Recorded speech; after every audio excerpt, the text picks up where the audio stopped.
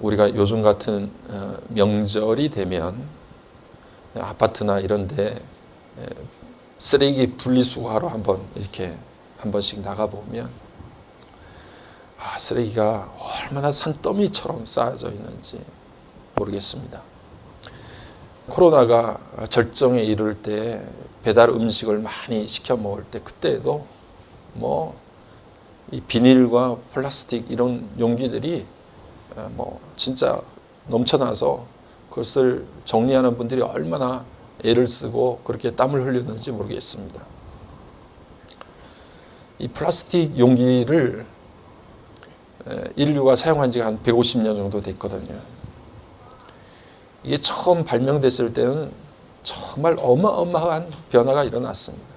이런 신기한 물품이 어디서 생겨났는지 그 인류의 모든 삶을 바꿔놓았던 발명품 중에 하나가 이 플라스틱입니다. 우리가 지금 여러분들이 쓰고 있는 마스크도 사실은 플라스틱 재료들이에요. 그러니까 지금 우리 일상생활 가운데 플라스틱이라고 하는 게 빠져서는 생활 자체가 안 됩니다. 어떤 우리가 즐겨 사용하는 모든 물품들 가운데 의류로부터 시작해서 플라스틱 재료가 다 들어가 있는 거죠. 이것이 그렇게 편리하기도 하지만 요즘 같은 경우에는 지구 환경을 파괴시키는 주범 중에 하나가 또 플라스틱이에요. 그래서 이 고민 중에 있는 거예요. 이 플라스틱 용기만큼 플라스틱 재료만큼 사람들을 편리하게 만들어줄 수 있는 대체용품이 발명이 안 되기 때문에 여전히 우리는 플라스틱을 사용하고 있는 거예요. 너무 편리하니까 이것을 사용하는 거죠. 배달 음식 시키거나 아니면 우리가 인스턴트 음식들이 이 플라스틱 용기에 들어져 있는 것을 우리가 먹고 마실 때 이렇게 흔하고 넘쳐나는 이 플라스틱 용기, 이 용기를 우리가 그렇게 귀하게 생각하지 않습니다. 내용물 빼면 플라스틱은 당연히 그냥 분리수거함에다 집어넣고 쓰레기 처리를 하고 그래서 또 나가 버리고 그렇게 하죠. 정말 흘러 넘치는 이 플라스틱 용기들, 이 용기들 가운데 우리가 하루하루 살고 있어요. 매일 수도 없는 플라스틱 용기들을 만지면서 그렇게 살고 있습니다. 제가 오늘 왜 이 말씀을 드리냐 하면 우리가 읽었던 본문 가운데 질그릇이 나오는데 이 질그릇이 당시에 플라스틱 용기 정도 된다 이렇게 생각하면 되는 거예요. 너무 흔한 그릇이에요. 질그릇이라고 하는 것은 진흙으로 빚어서 만든 그릇을 이야기하는데 이 질그릇이 너무 흔한 거예요. 부엌에 가보면 여기저기 널려 있는 게 질그릇이에요. 소금을 담아두든 아니면 포도주를 담아두든 뭘 담아두든 모든 그릇들이 다 질그릇으로 만드는 그릇들이 다 대부분의 그릇들이 그렇게 질그릇으로 만들어졌어요. 흔한 그릇이고 특별하지 않습니다. 하나도 특별한 게 없어요. 너무 눈에 익숙하고 어디서나 볼 수 있는 게 질그릇이에요. 그러니까 여러분 그렇게 흔한 그 질그릇 하나가 금이 가고 깨졌다고 해야죠. 그것 때문에 아쉬워하는 사람이 없어요. 그렇게 막 쓰는 그릇이 하나 깨지면 그냥 쓰레기통에 집어넣고 버리면 되는 거죠. 이렇게 그 당시에 사용됐던 그 질그릇을 바울 사도가 이렇게 보면서 그 질그릇을 통해서 하나님의 백성으로 부르심을 받은 저희들이 우리가 어떻게 하나님 앞에 살아가야 될지에 대한 통찰을 오늘 말씀을 통해서 우리들에게 주는 거예요. 도대체 왜 바울은 우리의 인생, 하나님의 부르심을 받은 하나님의 백성들을 질그릇에 비유했을까? 왜 질그릇을 통해서 우리의 삶을 이야기하고 있을까? 그것을 오늘 이 본문의 말씀을 통해서 저와 여러분이 함께 살펴보기를 원하는데요. 우리가 읽었던 본문 중에서 7절 말씀을 보니까 그러잖아요. 우리 7절 말씀 같이 한번 읽어볼까요? 다시 한번 7절 시작. 우리가 이 보배를 질그릇에 가졌으니 이는 심히 큰 능력은 하나님께 있고 우리에게 있지 아니함을 알게 하려 함이라. 아멘. 제가 본문을 6절부터 읽었는데 그 6절 말씀부터 보니까 이 보배라고 하는 게 도대체 뭘까? 뭘 가지고 바울 사도가 보배라고 말했을까? 이것을 살펴보면 6절에서는 그리스도의 얼굴에 나타나는 하나님의 영광의 광채라 그렇게 이야기했습니다. 그러니까 주님의 얼굴, 주님의 모습 속에서 나타난 하나님의 영광의 강치가 있는 거예요. 왜냐하면 우리 주님 그리스도는 하나님의 형상이기 때문에 그래요. 우리는 하나님이 어떤 분인지를 구체적으로 알지 못했을 거예요. 아마 주님께서 이 땅 가운데 성육신에서 오지 않으셨다면, 이렇게 성경을 통해서 예수님의 행적이 어떤 것인가를 우리에게 분명하게 말씀해 주지 않으셨다고 하면 하나님이 구체적으로 어떤 분이신지를 우리가 볼 수 없잖아요. 구약에서 하나님의 얼굴을, 하나님의 모습을 보는 사람들 다 죽었어요. 보지 못했어요. 모세도 하나님께서 지나가시는 것을 등 뒤에서 봤다고 이렇게 말씀하고 있어요. 바위 뒤에서 숨어서. 그러니까 하나님께서 우리에게 드러나신 모습, 그 모습이 어떤 것인지를 구체적으로 우리는 알 수 없었을 텐데, 예수님께서 이 땅 가운데 육신을 입고 오셔서 실제적으로 하나님이 이런 모습이다라고 하는 것을 우리 눈으로 보고 우리가 귀로 확인할 수 있도록 만들어 주신 거예요. 그러니까 그리스도를 통해서 그 얼굴에 나타나는 하나님의 영광의 광채, 그것이 바로 우리들에게 나타난 보배예요. 보배. 우리 그리스도, 우리 주님이 보배예요. 그리고 4절로 이렇게 올라가 보면 4절에서는 무엇이라고 말씀하느냐 하면 그 보배가 복음의 영광의 강체라고 그렇게 말씀해 주고 있습니다. 오늘 우리가 읽었던 말씀들을 이렇게 쭉 4절 말씀을 보니까 그리스도의 영광의 복음의 광채다, 그렇게 말씀을 하고 있어요. 복음의 광채가 오늘 바울이 궁극적으로 이야기하려고 하는 보배예요. 주님의 그 얼굴을 통해서 드러난 복음의 광채. 우리 주님이 이 땅 위에 오셔서 하나님께서 우리를 얼마나 사랑하시는지, 그리고 그의 백성들을 어떻게 구원하려고 하시는지를 나타내신 게 복음이잖아요. 그 복음을 주님을 통해서 드러내 주셨단 말이죠. 그리고 그 드러난 복음을 통해서 하나님의 사랑이 크고 놀랍고 우리에게 정말 세밀하게 간섭하시는 살아있는 그 놀라운 사랑을 우리에게 나타나 보여주셨는데, 그게 복음이죠, 복음. 이 복음을 받아들이는 자들마다 하나님으로부터 구원을 얻고 영생을 얻게 될 수 있는 그런 놀라운 역사를 하나님께서 예수 그리스도를 통해서 준비해 주시고 우리들에게 적절한 시기가 되자 그 사랑을 나타내셨단 말이죠. 이 복음의 광채, 주님의 얼굴을 통해서 나타난 하나님의 영광의 광채는 다른 것이 아니라 이 복음의 광채인데, 이 복음의 광채가 사실 오늘 바울 사도가 이 우리 고린도후서 4장을 통해서 말씀하시는 보배예요. 그 보배를 질그릇 같은, 아까도 제가 말씀드린 것처럼 너무 흔하고 흔한 이 평범한 그릇들, 깨지면 그냥 버리고 아쉬워하거나 아깝지도 않고 그렇게 뭐 미련을 둘 만한 것도 안 되는 그런 질그릇 같은 저와 여러분의 인생 가운데 이 놀라운 보배를 주신 거예요. 예수 그리스도를 통해서 알려질 수 있는 오직 주님을 통해서만이 우리들에게 드러난 이 복음의 영광의 강체를 우리 가운데 허락해 주셨는데, 그것이 빛나는 복음이다, 그렇게 말씀해 주고 있는 거예요. 여러분, 이 복음의 광채, 이것이 우리들의 삶 가운데 정말 이게 보배라고 하는 게 믿어져야 돼요. 우리는 신앙생활을 하면서 이게 보배인지를 몰라요. 정말 보물이고 보배고 귀한 것들이거든.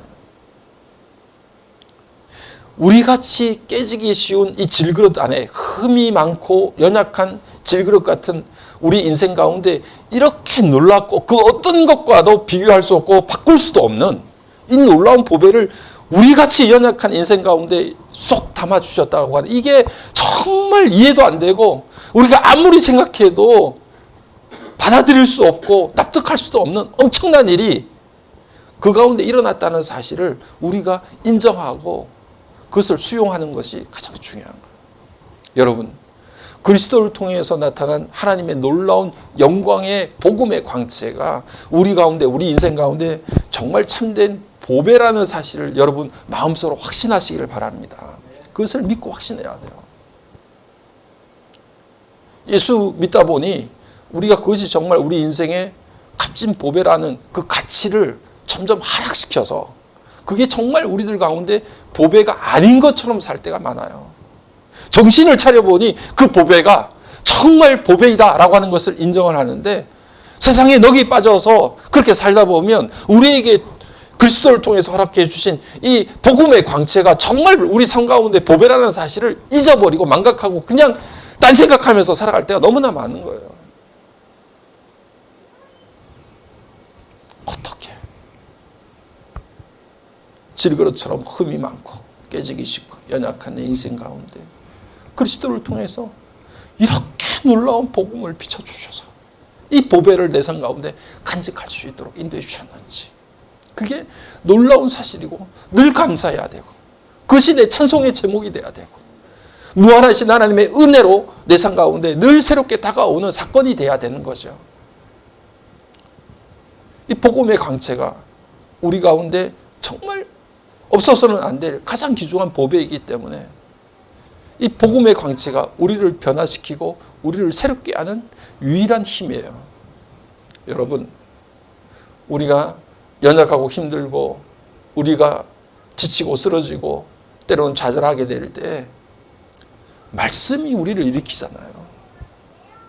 정말 탈출구가 없고 터널이 길고 지루하고 언제 이 터널을 빠져나가나 이런 생각들이 우리 가운데 들 때 우리를 새롭게 하는 힘은 다른 것이 아니라 우리 가운데 비춰진 하나님의 얼굴의 광채, 그리스도를 통해서 우리에게 비춰진 복음의 광채가 우리를 그 가운데서 일어날 수 있도록 만드는 유일한 힘이에요. 우리가 고난 중에도 새로운 힘을 얻고 주님 앞에 나아갈 수 있도록 만든 우리의 사건과 우리의 시간들을 돌아보게 되면 그때 그 한 줄기의 말씀 붙들고 일어나는 거예요. 그때 우리에게 주어진 그 말씀 붙들고 우리가 하나님 앞에 고백하며 일어나는 거예요. 언젠가 제가 고린도후서 1장 말씀을 처음 시작하면서 그렇게 말씀을 드렸어요. 하나님의 위로가 우리 가운데 어떻게 위로가 될 수 있냐? 하나님께서 어떻게 우리를 위로하시느냐? 우리가 고린도후서 1장을 보면서 바울이 우리 스스로에게 사망 선고를 내렸다. 우리는 이제 낙이 없다. 이제 더 이상 아무런 희망도 소망도 없다. 우리는 다 이제 죽었다. 이렇게 말할 수밖에 없는 현실적인 조건이 그곳에 딱 맞게 그렇게 이루어질 때 그때에도 하나님께서 우리를 일으켜 세우시는 위로의 하나님이시다. 이렇게 고백을 하고 있거든요. 어떻게 그게 가능해요?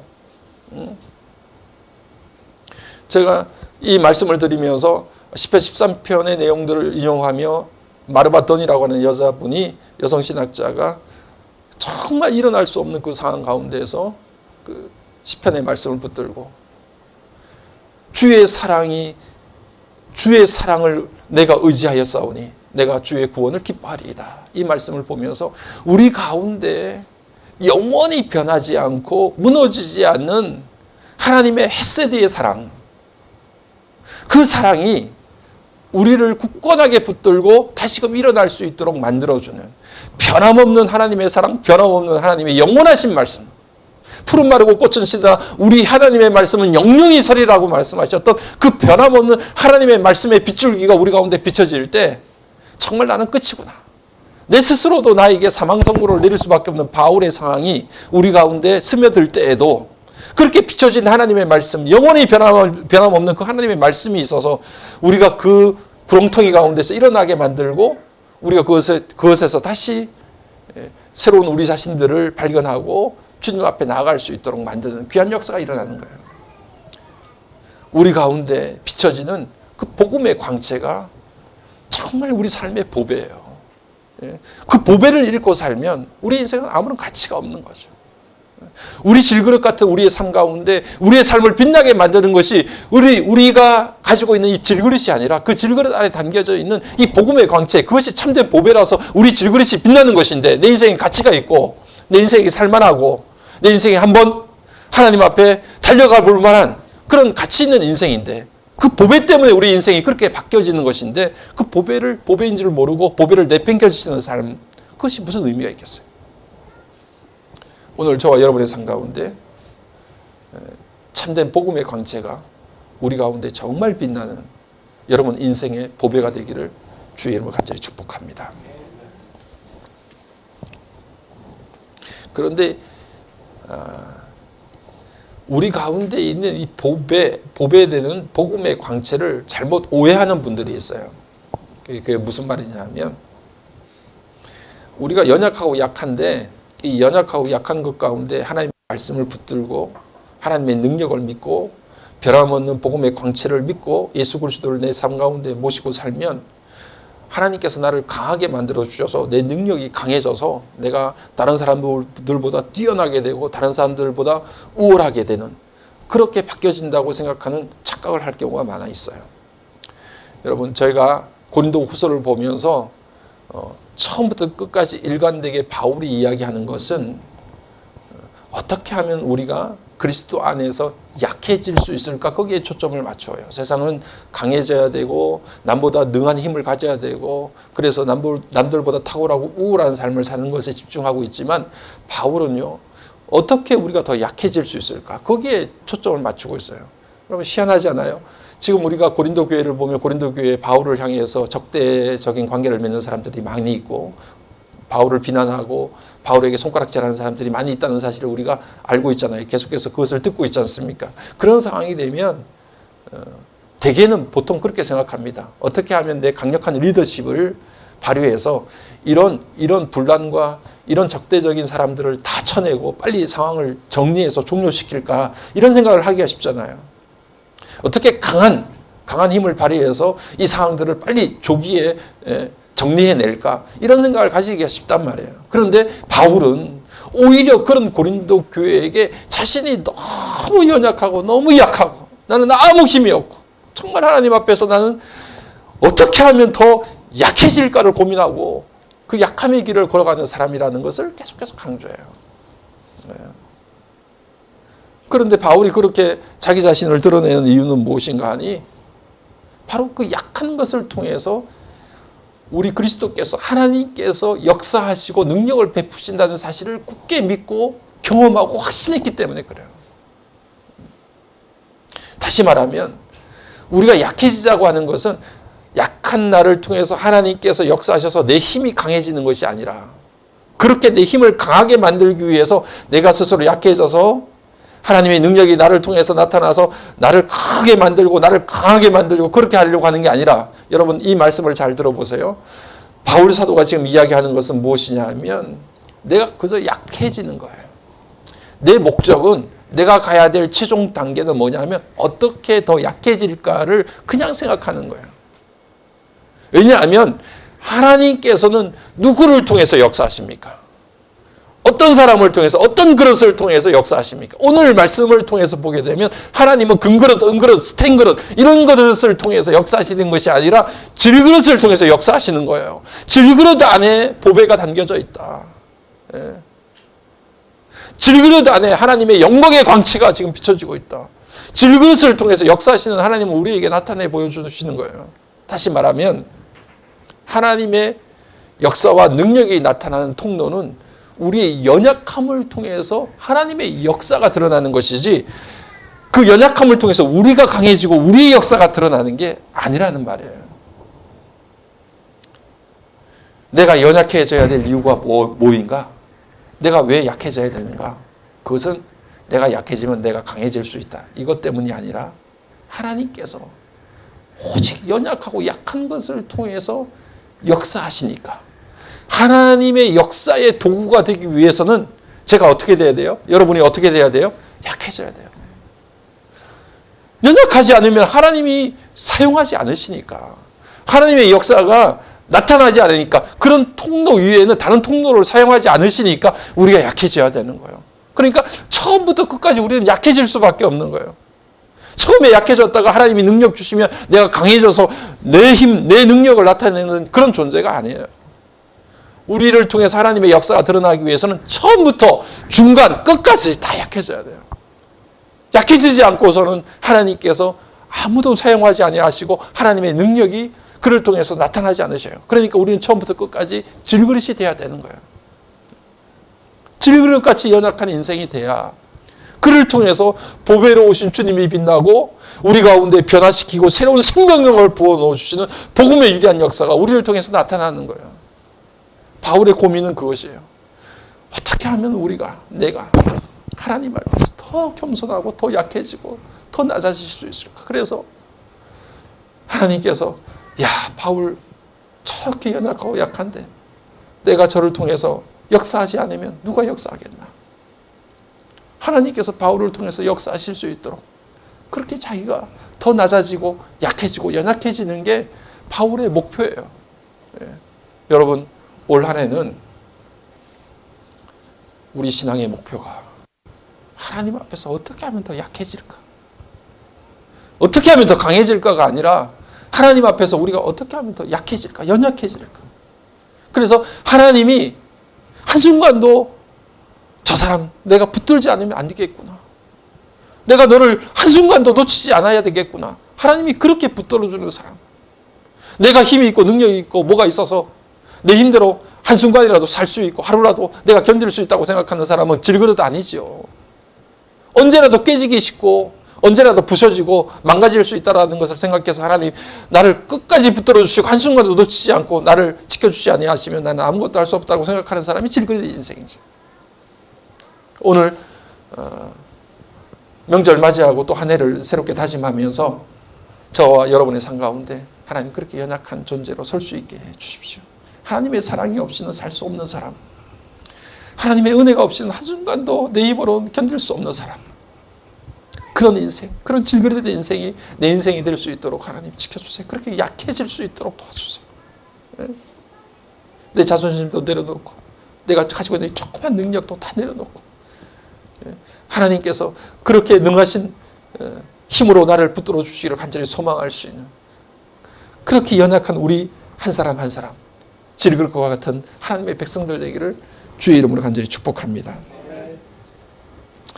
여러분, 세상 사람들은요 정말 귀한 게 있으면 귀한 것을 아무런 데다가 아무런 의미가 없이 또 가치 없는 것들 그런 것들 속에 그것을 담아두지 않아요. 여러분, 명화를 보거나 아니면 값비싼 보석 같은 것을 보게 되면 그 케이스가 달라. 여러분, 안 그렇습니까? 여러분, 설날에 좀 인사 좀 해야 될 그런 분들한테 인사하면 좀 비싼 거 좀 사잖아요. 그죠? 예. 비싼 거 좀 굴비를 사도 좀 이렇게 큰 거 좀 예. 이런 거 한번 보내려면 굴비 같은 거 얼마나 비싸요. 백화점에 가보면. 그런데 그런 거 비싼 거 사보면 어때요? 이 포장부터 다르더라고. 포장부터. 안 그래요? 예. 포장부터 뭐가 이게 딱 이게 좀 이게 싸구려는 아니구나 이런 생각이 들 정도로 그렇게 다르단 말이에요. 그런데 정말 수억 가는 보석들 이런 거 담아두는 케이스는 어떻겠어요? 케이스부터 다르잖아요. 사람들은 다 그렇단 말이에요. 내용물이 비싸고 고귀한 것이면 그것을 감싸는 포장하는 케이스 자체가 다르고 포장품이 달라요. 예, 거기서부터 차이가 나요. 그런데 오늘 제가 말씀드린 것처럼 우리가 생각하는 것처럼 정말 이 보배는 이 세상 그 어떤 것과도 바꿀 수 없는 이 복음의 광채라고 하는 것은 정말 값진 것이고 정말 귀한 것인데 하나님께서는 세상의 방식과 달리 그렇게 값진 것을 좋은 케이스에 안 담으신다는 거예요. 예? 우리 같으면 아주 멋지고 고급진 포장지로 값진 케이스에다가 그 보배, 이 세상에서 정말 제일 가치 있는 그 보배를 담을 듯한데 하나님은 희한하게 그 값으로 매길 수 없는 그 보배로운 그 가치 있는 것을 정말 싸구려 세상에서 제일 값어치 없는 질그릇에다가 그것을 담는 거예요. 제일 가치 없는 케이스에다가 그 가치 있는 보배를 거기에 담아주시는 거예요. 여러분, 이게 하나님의 은혜예요. 놀라운 복음의 광채, 이게 너무 가치 있기 때문에 내가 좋은 케이스 찾아서 그 좋은 케이스에다만 담겠다 이렇게 생각하면 저와 여러분이 어떻게 그 보배로운 그 주님의 복음의 광채를 우리 가슴속에 품을 수 있겠어요? 그런 인생이 될 수 있겠어요? 그런데 연약하고 약한 질그릇에다가 그 보배를 담으시는 그것이 바로 하나님의 은혜라는 거죠. 오늘 그래서 우리들도 그 보배를 간직하며 살 수 있는 인생이 된 줄로 믿습니다. 여러분, 저희들은 연약하고 약해질수록 하나님은 그 놀라운 복음의 능력을 그 케이스에다 담기를 원하세요. 이 땅에 내놓으라 하고 내가 내 케이스가 내 인생의 케이스가 어떤 것인데 하고 재는 사람들, 젠체하는 사람들에게 복음의 광채를 비추는 것이 아니라 정말 질그릇같이 연약한 인생 가운데 그렇게 하나님께서 복음의 놀라운 능력을 그 보배를 담아주시는 것. 그게 하나님의 은혜예요. 하나님께서 행하시는 행함의 기준이 그렇단 말이에요.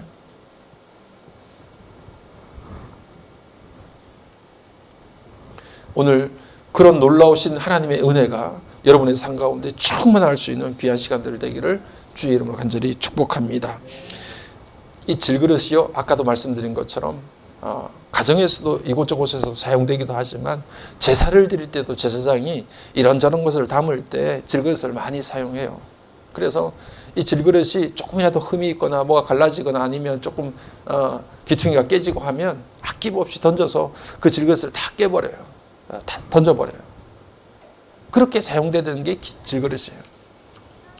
오늘 바울이 우리들에게 이 질그릇을 이야기하는데 이 질그릇을 이야기하는 또 한 가지의 의미는 무엇일까 생각해 보면 여러분, 질그릇은 오늘 우리가 사용하는 플라스틱 용기처럼 일회용입니다. 질그릇은 뭐라고요? 일회용이에요. 플라스틱 용기가 일회용처럼 물론 그것이 환경을 많이 오염시키고 있지만 어쨌든 우리가 일회용으로 사용하는 게 플라스틱이에요. 그것처럼 질그릇도 일회용이에요. 영원하잖아요. 사용하다가 문제가 생기면 던져버리는 거예요. 우리가 잘 아는 모세도 하나님 앞에 귀하게 사용을 받았지만 모세가 죽을 120세의 나이에 눈이 흐리지 않고 기력이 쇠하지 않았어요. 그렇게 적과 꿀이 흐르는 가나안 땅에 들어가고 싶었지만 하나님께서 들어가지 못하게 하셨어요. 다시 말하면 하나님께서 모세를 버리신 거예요. 사용하시다가 사용 기간이 되니 하나님께서 모세를 어느 시간에 딱, 야, 너 지금까지 한 것이 바로 내가 사용 기간이야. 사용 기간, 유효 기간이 넘으니까 아낌없이 모세도 버리세요. 하나님께서. 하나님 저 힘이 있어요. 아직 눈이 흐리지 않았어요. 아직 기력이 있어요. 저 가나안 땅에 들어갈 수 있어요. 라고 모세가 이야기해도 야, 너는 유효 기간이 여기까지야. 사용 기간이 여기까지다. 하고서 하나님께서 딱 정하시니까 그 앞에서 그냥 눈으로 쳐다보면서 거기서 딱 인생을 마감해요. 깨져요. 부셔져요. 이게 질그릇입니다.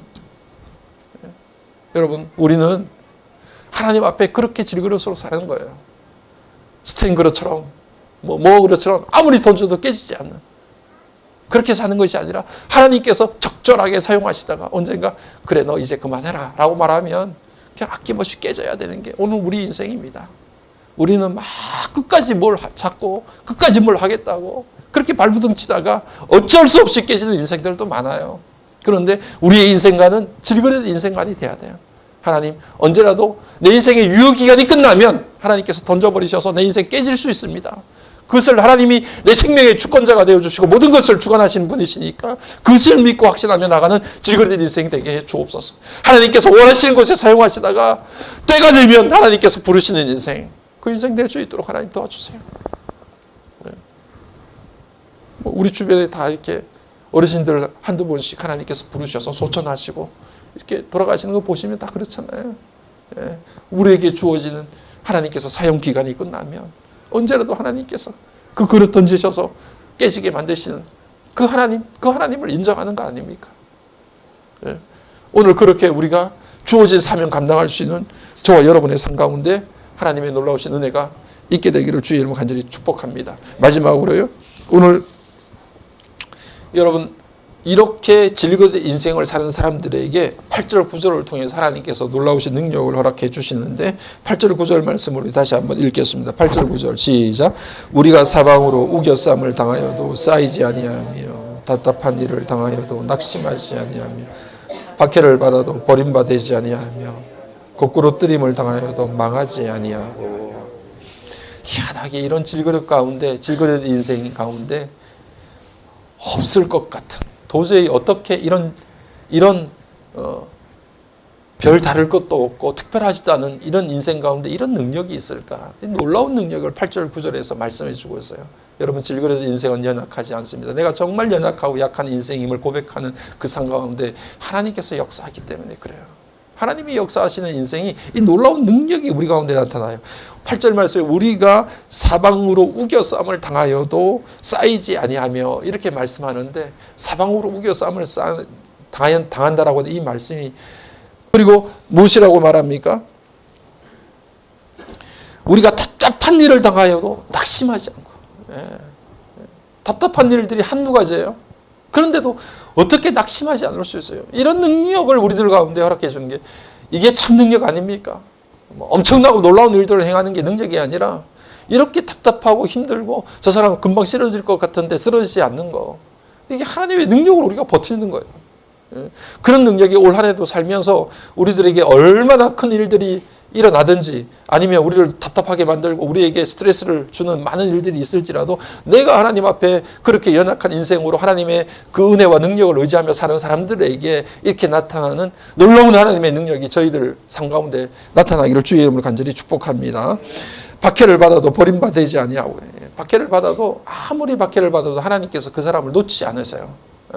박해를 받는다라고 하는 말이 쫓다, 추적하다라고 하는 뜻을 가지고 있는데, 누군가 계속 나를 쫓아오니까 박해를 받는 거죠. 그런데 여러분, 아무리 누군가를 박해해도 박해자만 따라가는 것이 아니라 우리 주님도 그 사람을 계속 추적해요. 쫓아가요. 놓치지 않아요. 그러니까 아무리 힘든 일이 있어도, 박해가, 고난이 나를 따라와도 누구도 함께 오셔요? 하나님도 그 고난과 박해를 쫓아가서 계속 우리를 쫓아오셔서 우리를 놓지 않고 잡아주시는 거예요. 그러니까 그 박해와 고난 가운데서도 우리가 버림받지 않아요. 하나님께서 결코 우리를 놓지 않으신다는 거예요. 그 능력이 우리 가운데 임하여진다라고 말씀을 하고 있습니다. 그리고 마지막으로 거꾸로 뜨림을 당하여도 망하지 않고, 거꾸로 뜨림을 당하여도 망하지 않는다라고 하는 이 말이, 정말 세상의 많은 것들, 정말 엄청난 힘이 우리를 짓눌러서 우리를 넘어뜨리는 걸 이야기하는데요. 세상에 그 많은 것들이 우리를 넘어뜨리고 우리를 쓰러뜨리게 만드니까 더 이상 우리가 일어날 소망이 없는 거예요. 그런데도 거꾸로 뜨리는데도 거꾸로 뜨림을 당하지 않아요. 그러니까 순간적으로 우리가 넘어질 수는 있지만 다시 일어날 수 있는 힘을 우리들에게 주시는 거예요. 잠깐 쓰러질 수 있지만 쓰러져서 못 일어나는 상태가 되지 않는다는 거예요. 여러분, 올 한 해 우리가 살면서 하나님 앞에 우리가 믿음으로 생활할 때요, 넘어지는 경우가 왜 없겠어요? 쓰러지는 순간이 왜 없겠어요? 좌절하는 순간이 왜 없겠어요? 우리에게 다 그런 순간들이 있어요. 그런데 하나님을 믿는 백성들, 하나님 앞에 질그릇같이 살아가는 사람들, 우리의 연약함을 고백하며 하나님 앞에 나가는 사람들에게는 어떤 거예요? 그렇게 한 번 쓰러지고 두 번 쓰러지지만 다시 일어나지 못하는 상황에 놓이는 경우가 없다는 거예요. 다시 일어나요. 다시 일어나서 다시 우리가 믿음의 길을 걸어갈 수 있도록 하나님께서 만들어주시는 거예요. 이게 놀라운 능력이에요. 쓰러져서 다시 못 일어날 것 같은데 다시 일어날 수 있도록 만들어주셔서 하나님을 바라보며 의지하며 나갈 수 있도록 만드는 그 놀라운 능력이, 거꾸로 뜨임을 당하여도 쓰러져도 다시금 일어나는 능력. 의인은 7번 쓰러질지라도 다시 일어나겠다고 말씀하신 것처럼 그렇게 일어날 수 있는 용기를 주세요. 오늘 여러분, 올 한 해 하나님께서 저희들에게 그런 은혜와 능력을 주셔서 쓰러져도 다시 일어나서 하나님 앞에 믿음의 삶을 경주할 수 있는 저와 여러분의 삶이 되기를 주의 이름으로 간절히 축복합니다.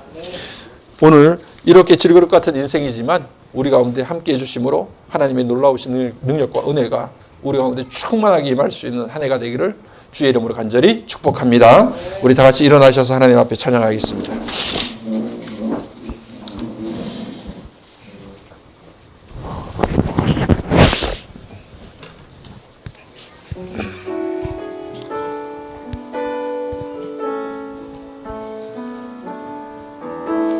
주여, 우린 연약합니다. 우린 오늘을 힘겨워합니다.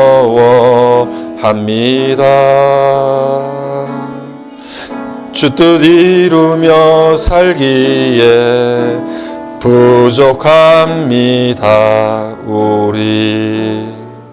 우린 연약합니다. 주여, 우린 넘어집니다. 주여, 우린 넘어집니다. 오늘 하루 또 실수합니다.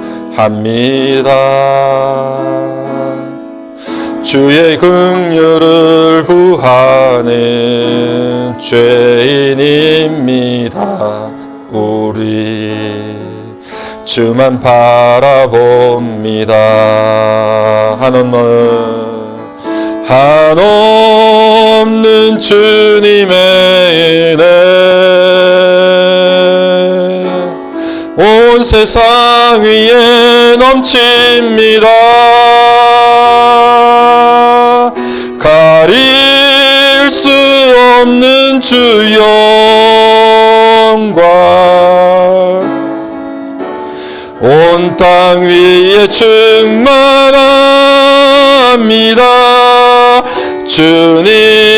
주님만이 길이오니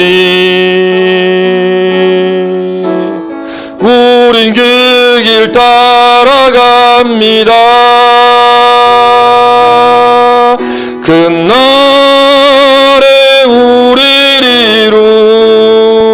이루시 주는 완전합니다. 한없는 주님의 은혜 한없는 주님의 은혜 온 세상 위에 넘칩니다. 가릴 수 없는 주 영광 온 땅 위에 충만합니다.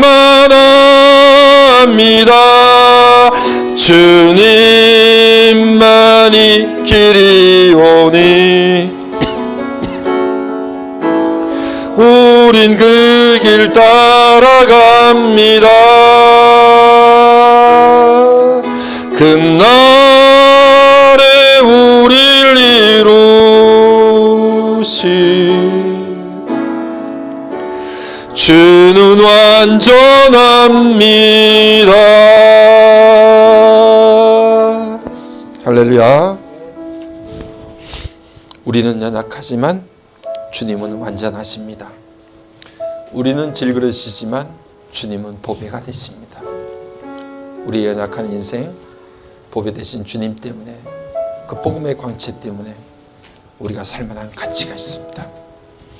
하나님은 연약한 자 통하지 않고서는 역사하지 않으신다고 하시니 처음부터 마지막까지 질그릇의 인생 될 수 있도록 도와주옵소서. 주님 안에 늘 연약한 자로 서 있기 원합니다.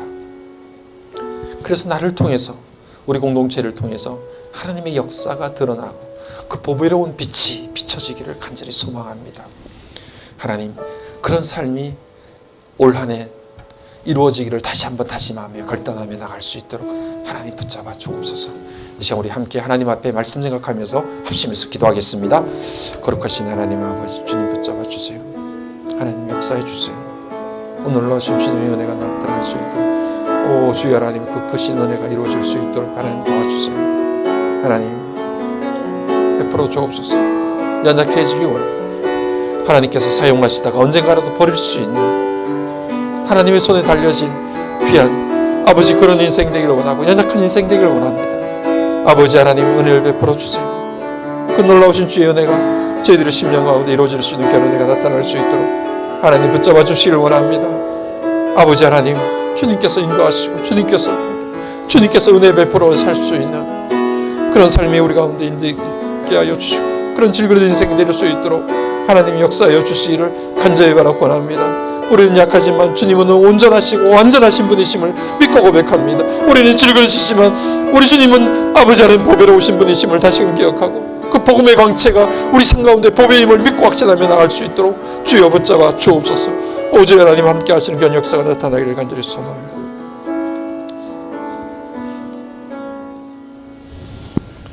주 예수 그리스도의 은혜와 하나님 아버지의 놀라우신 사랑하심과 성령의 감화 감동 교통 충만하심, 질그릇 같은 인생, 주 의지하여 늘 강건하리 찬양하는 그 찬양의 가사처럼 그런 인생 살기를 원하는 우리 다빈 식구들 머리 위에 저들의 삶의 터전과 자녀들의 머리 위에 이제로부터 영원토록 함께 있을지어다.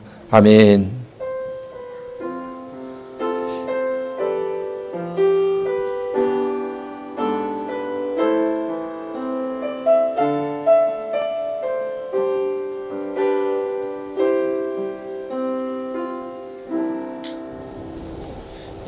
감사합니다. 우리 뭐 오늘 명절인데 우리 참여하신 저희들끼리라도 새해 복 많이 받으십시오. 한번 주변 옆에 분들과 한번 인사하시죠. 예, 네, 새해 복 많이 받으십시오. 네, 새해 복 많이 받으십시오. 네, 네, 감사합니다.